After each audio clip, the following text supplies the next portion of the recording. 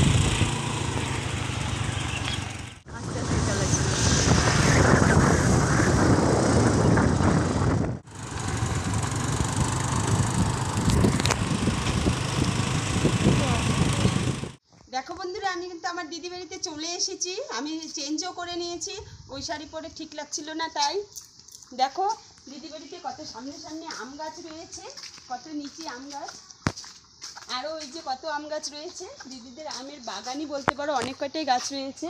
এই যে এইদিকেও রয়েছে।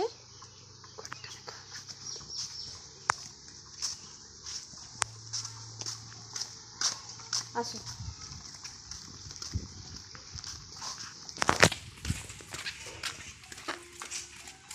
এই যে আমগুলোকে এখন কেটে নিব, আমগুলোকে খেয়ে নিব এখন কেটে। আমার ছেলেকে নিয়ে এসেছি, দিদির ছেলে মেয়েরা আছে, সবাইকে নিয়ে আমগুলো এখন খাবো।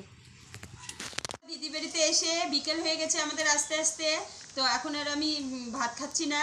এখন আমি দেখো আম কেটে নিয়েছি, দিদিদের গাছের আম পেকে গেছে, সেই আমগুলোকে কেটে নিচ্ছি, সবাই মিলে এখন খাবো।